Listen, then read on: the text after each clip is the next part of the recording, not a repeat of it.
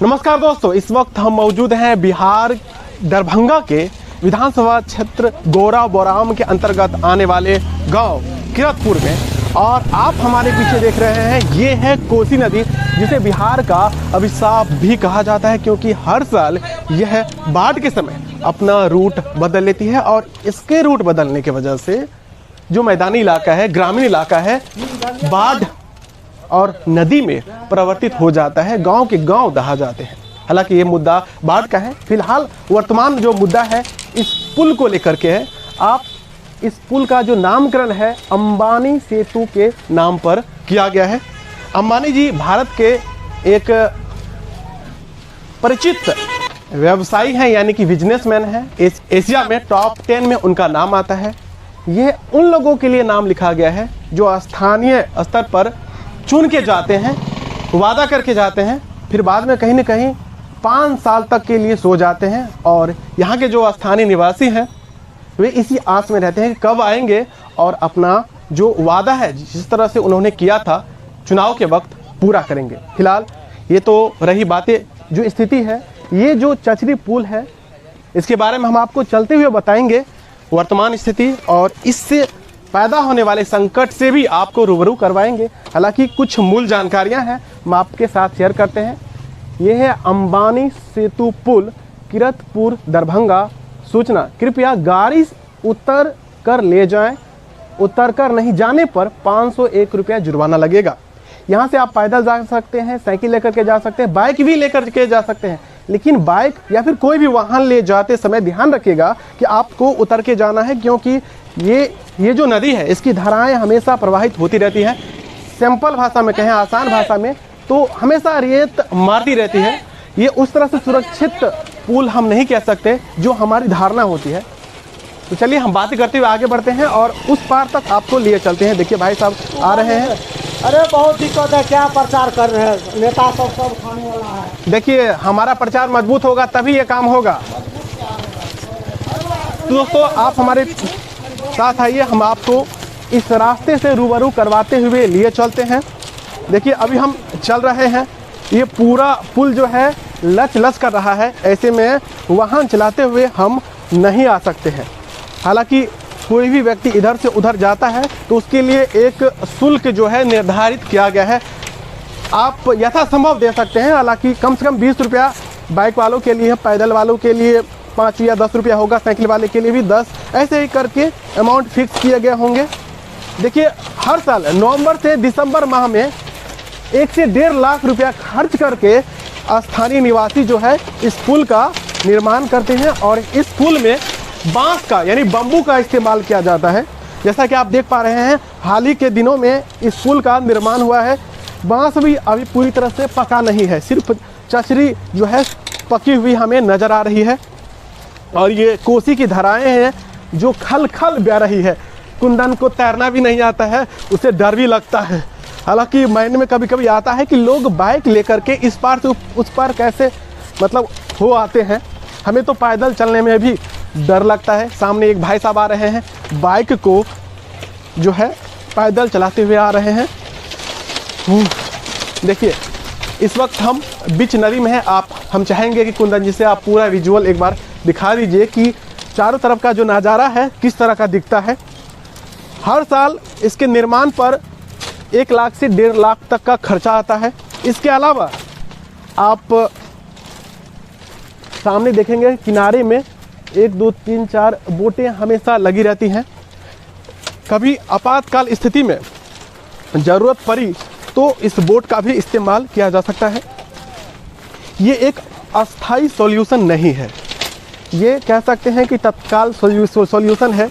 नवंबर दिसंबर माह में यह बनकर तैयार होती है। और जैसे ही बाढ़ आता है और पानी यानी नदी का जो जलस्तर है ऊपर की ओर बढ़ने लगता है, तो कहीं न कहीं यह बना बनाया पुल जो है बह जाता होगा या फिर उसे खोल लिया जाता होगा। देखिए यहाँ पे अभी जो है भाई साहब जो है इस पुल का मरम्मत कर रहे हैं।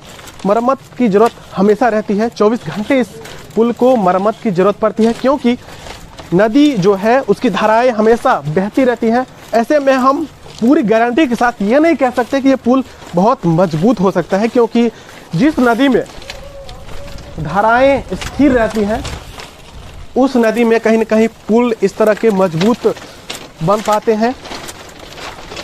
हालांकि इस नदी के बारे में जानकारी हमें सोशल मीडिया से ही लगी थी, लेकिन जैसे ही हम इस पुल के बारे में जाने, पता चला, तो हमने कुंदन जी से बात किया, नहीं हमें भी चलना चाहिए और इस तरह के जो मुद्दे हैं यह कहीं न कहीं उन लोगों तक पहुंचना चाहिए जो एसी के रूम में और हीट वाले रूम में बैठ करके दुनिया को देखने का काम करते हैं। और वैसे हमारे माननीय मुख्यमंत्री श्री नीतीश कुमार जी अभी समाधान यात्रा पर निकले हैं, तो हो सकता है कि यह वीडियो उन तक पहुंच जाए और इस समस्या का वह समाधान निकाल लें।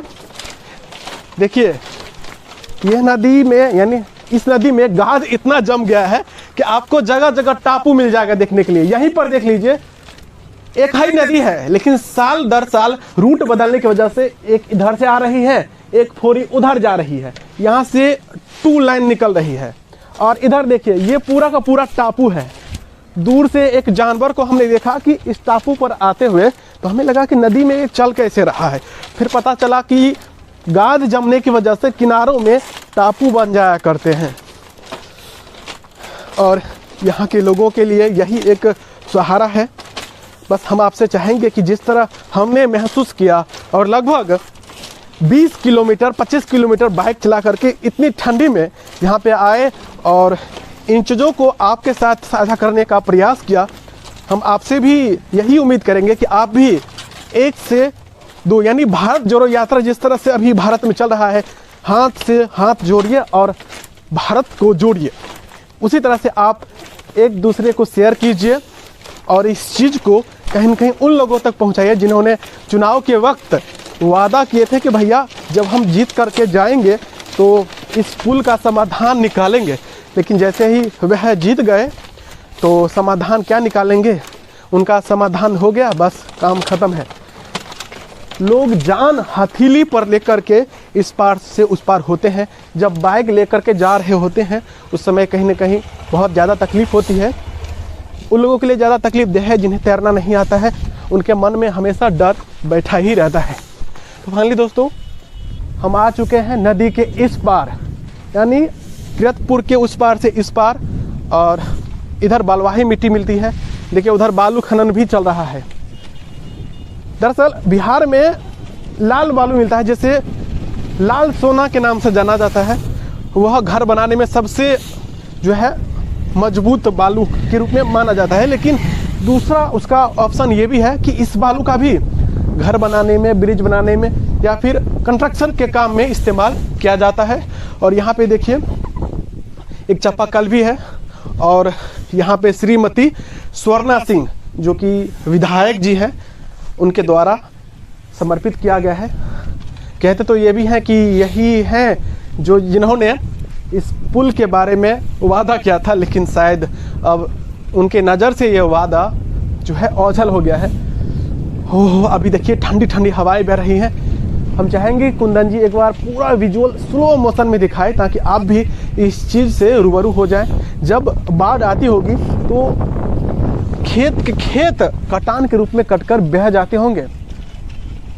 देखिए अगर आप इधर कभी आइएगा वाहन लेकर के, अगर आपके पास उस समय पैसा ना हो फिर भी आप पार कर सकते हैं, क्योंकि ये समाज सेवा के लिए इसे बनाया गया है। तो इसमें ज़बरदस्ती का कोई ये नहीं है। अगर आप चढ़ के आइएगा बाइक से तो 501 रुपया जुर्माना देना पड़ेगा। तो सावधान हो करके आइएगा। आप सोच रहे होंगे कि इतना दूर से काहे, मतलब कैसे रिकॉर्ड हो पा रहा है, तो ब्लूटूथ का मामला है। दुनिया आजकल घर बैठे ही कनेक्ट हो जाता है, तो ऑडियो काहे नहीं कनेक्ट होगा। दोस्तों रबी फसल का मौसम है और आप देख पा रहे हैं कि गेहूं लगभग 5 इंच की हो चुकी है, मकई लगभग 3 से 3.5 फीट का हो चुका है, सरसों भी 2.5 फीट की हो चुकी है। और इन इलाकों में ज़्यादातर इसी तरह की जो है फसल देखने को मिलेंगे, जैसे कि गेहूं, मकई, सरसों, और क्या ही बताएं, इधर बलवाही मिट्टी है तो इधर हो सकता है कि परवल भी लोग उपजाते होंगे। देखिए एक बात बताएं, इस पुल से दिन में हजारों लोग इस पार से उस पार होते हैं। हमेशा मरम्मत का काम होता रहता है। तो कई लोग हैं जो इस चीज़ को आप जैसे लोगों के सामने रखने का काम कर रहे हैं। आप उनके मेहनत को सराहिए और इस चीज़ को आगे बढ़ाइए, ताकि लोगों के नज़र में यह चीज़ें बने रहें और आने वाले समय में लोग इस समस्या से निजात पालें। वैसे हम अपनी इस वीडियो को यहीं पे ख़त्म करना चाहेंगे। उम्मीद करेंगे कि आपको आज का जो यह वीडियो है ज़रूर सही लगा होगा। हमने पहली बार कोशिश किया है कि किसी समस्या को आपके सामने रखने का। हालांकि हम इस तरह की वीडियो बनाते नहीं हैं, लेकिन जब हमें लगा कि भाई यहाँ पे क्षेत्रीय समस्या है, किसी का पर्सनल समस्या नहीं है, क्षेत्रीय समस्या है, तो उस चीज़ के संबंध में हम यहाँ पे आए। अब है विदा लेने की बारी। उम्मीद करेंगे कि आपको आज का जो वीडियो है पसंद आया होगा। तो कृपया इस वीडियो को फेसबुक, इंस्टाग्राम, ट्विटर, जो भी सोशल मीडिया पर आप काम करते हैं रहते हैं, वहाँ पे शेयर करने का काम कीजिएगा। और हाँ, इस पुल के बारे में, इस चचरी वाले पुल के बारे में, इस सेतु के बारे में, इस कलयुग के राम सेतु के बारे में, हालांकि हम इसे राम सेतु नहीं कह सकते, ये मानव सेतु है, क्योंकि वह शक्ति के जरिए निर्माण किया गया था, समुद्र के ऊपर बना था और ये मानव बल के इस्तेमाल से बना है, तो इसे मानव सेतु कह सकते हैं। हालांकि स्थानीय भाषा में इसे हम चचरी कहते हैं। तो चलिए मिलते हैं एक नए व्लॉग वीडियो में। वीडियो देखने के लिए आप सभी का तहे दिल से बहुत बहुत धन्यवाद, आभार।